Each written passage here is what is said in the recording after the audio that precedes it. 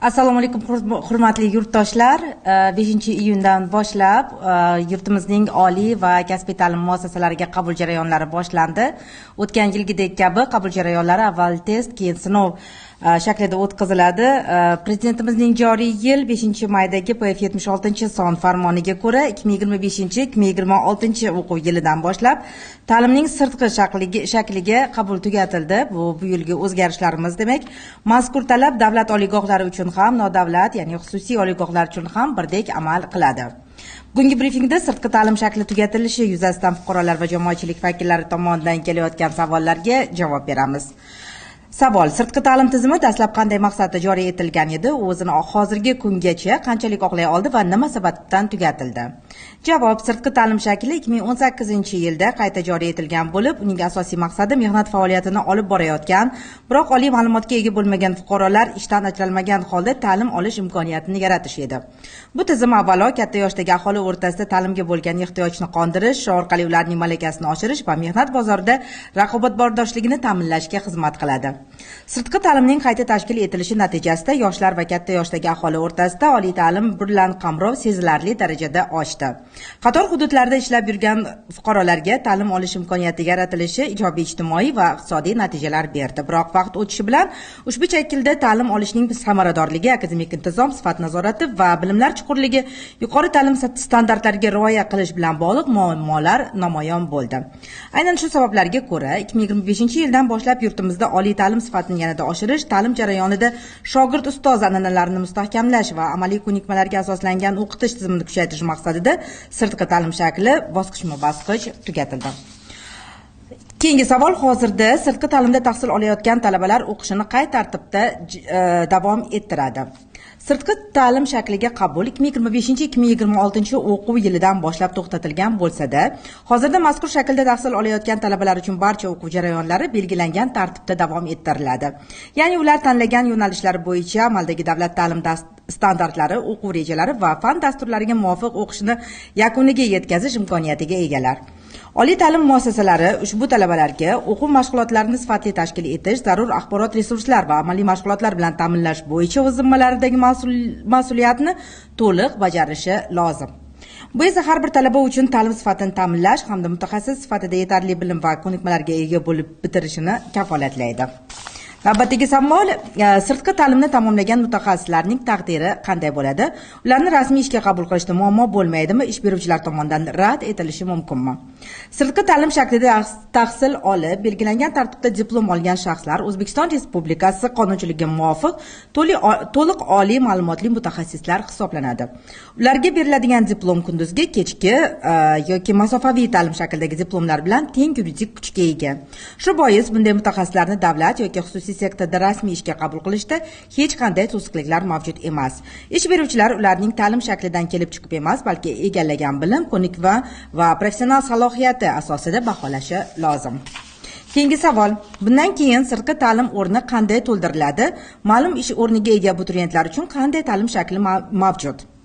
2025-2026 o'quv yilidan boshlab sirtqi ta'lim shakliga qabul to'xtatilgan bo'lsa-da, ishlab yurgan fuqarolarning oliy ta'lim olish imkoniyati cheklanmaydi. Kelgusida kunduzgi ta'limga muqobil shakllar, jumladan masofaviy, kechki va maqbullashtirilgan kunduzgi part-time ta'lim shakllari bosqichma-bosqich rivojlantiriladi. Ularga qabul ko'rsatkichlari kengaytirib boriladi. Bu esa muayyan ish o'rniga ega abituriyentlar uchun o'qish va mehnat faoliyatini bir vaqtda olib borish imkonini beradi. Masofaviy ta'lim zamonaviy axborot kommunikatsiya texnologiyalaridan foydalangan holda tashkil etilib, talabalarga bevosita ta'lim muassasasiga kelmasdan bilim olish imkonini yaratadi. Shu bilan birga, kechki ta'lim shaklida o'qish ish vaqtidan keyingi soatlarga amalga oshirilib, ishlovchi shaxslarga qulay grafikda ta'lim olishni ta'minlaydi. Hukumat tomonidan bu sohada tashkiliy huquqiy mexanizmlar takomillashtirilishi, o'quv dasturlarining talabga moslashtirilishi va ta'lim sifatining ta'minlanishi bo'yicha aniq choralar ko'rilmoqda. Hozir birinchi bosqichda kunduzgi tahsil olayotgan talaba keyingi o'quv yilidan o'qishini sirtqiga ko'chirsa bo'ladimi? Yuqori bosqichda o'qiyotganlarchi? Talabalarning arizalariga asosan ularning o'qishini sirtqi ta'lim shakli mavjud guruhlarga belgilangan tartibda ko'chirish imkoniyati mavjud. Bunda talabalardan belgilangan muddat va tartibda o'qishni ko'chirish bo'yicha ro'yxatdan o'tishlari talab etiladi. Keyingi savolimiz: ikkinchi mutaxassislik uchun sirtqi ta'lim shakli saqlanib qoldimi yoki unda ham yopildimi? 2025-26 o'quv yilidan boshlab ta'limning sirtqi shakliga qabul to'liq tugatilishi ta'limning barcha yo'nalishlariga, jumladan ikkinchi mutaxassislikka ham taalluqlidir. Shu munosabat bilan ikkinchi mutaxassislik bo'yicha ham sirtqi ta'lim shaklida yangi qabul amalga oshirilmaydi. Ushbu yo'nalishda ta'lim olishni istovchilar uchun kunduzgi masofaviy va kechki ta'lim shakllarining mavjud ta'lim yo'nalishlari tavsiya etiladi. Shu bilan birga avvalgi yillarda sirtqi ta'lim shaklida ikkinchi mutaxassislikka qabul qilingan shaxslar tahsilni belgilangan tartibda davom ettiradilar. Maqbullashtirilgan, demak keyingi savolimiz, maqbullashtirilgan part-time education ta'lim shakli qanday va qachondan yo'lga qo'yiladi? Oliy ta'lim, fan va innovatsiyalar vazirligi, ta'lim sifatini ta'minlash milliy agentligi hamda manfaatdor respublika ijro etuvchi hokimiyat organlari va xo'jalik birlashmalari bilan birgalikda ilg'or xorijiy tajribalarni hisobga olgan holda maqbullashtirilgan kunduzgi ta'lim shaklida kadrlar tayyorlash tartibi bo'yicha normativ huquqiy hujjat loyihasini ishlab chiqish vazifasi yuklatilgan. Maqbullashtirilgan kunduzgi ta'lim shakli, ya'ni part-time ta'limi, talabalarga ish joyi bilan bog'liq faoliyatni davom ettirgan holda kunduzgi ta'lim tizimi asosida ta'lim olish imkonini beradigan zamonaviy va qulay ta'lim formati bo'lib, unda ta'lim jarayoni va ish faoliyati muvozanatli tarzda olib boriladi. Normativ huquqiy hujjatlar ishlab chiqilgandan so'ng ushbu ta'lim shaklini joriy etish va rivojlantirish bo'yicha aniq chora-tadbirlar amalga oshiriladi. Keyingi savolimiz, masofaviy ta'lim shakli tashkil etish uchun qanday talablar bor? Hozirda nechta oliy ta'lim muassasasi masofaviy ta'lim shakli mavjud va unga qaysi abituriyentlar topshirishi mumkin?